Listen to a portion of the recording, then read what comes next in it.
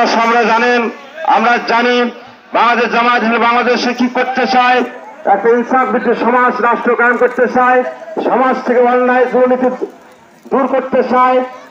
আল্লাহ রাসূল সাল্লাল্লাহু আলাইহি সাল্লাম আয়ামে জাহিলিয়াত যুগে যখন তার পদার্পণ ঘটেছিল আরব সমাজের, সেই আরব সমাজের খুন খারাপি, হত্যার আজানে, সুদ ঘুষ বিভিন্ন অপকর্ম দিয়ে থেকেছিল। নবী করিম সাল্লাল্লাহু আলাইহি সাল্লাম এই মানুষের জীবনের এই গ্লানি দেখে তিনি চিন্তায় হয়ে চলে গেলেন। সেখানে চিন্তা করে আল্লাহর পক্ষ থেকে পবিত্র কোরআন নিয়ে আসেন। আর এই সেই কোরআন নাজিলের মাস হচ্ছে পবিত্র রমজান মাস। এই কোরআন নিয়ে এসে যখন আরব সমাজে কোরআন ও কারিমের বিধান কায়েম করলেন, আরব সমাজে প্রতিষ্ঠিত করলেন, আরব সমাজ থেকে সকল প্রকার অন্যায় অনাচার সকল প্রকার পাপ নির্বাপিত হয়ে গেল।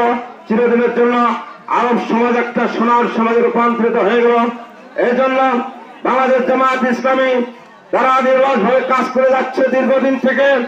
এই বাংলার জমিনে সকল প্রকার অন্যায় অবিচার পাপাচারকে যদি নির্বাপিত করতে চাই, তাহলে কোরআনের হুকুম ছাড়া, কোরআনের রাজ ছাড়া কোনো সম্ভব নয়।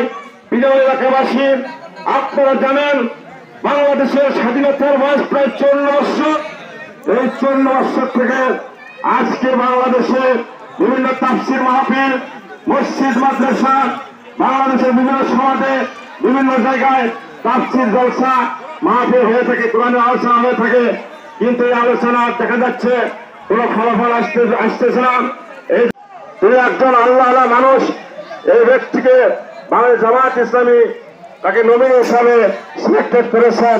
তিনি বিগত দিনে আসলে নির্বাচন করেছেন, এবারও নির্বাচন করবেন ইনশাআল্লাহ।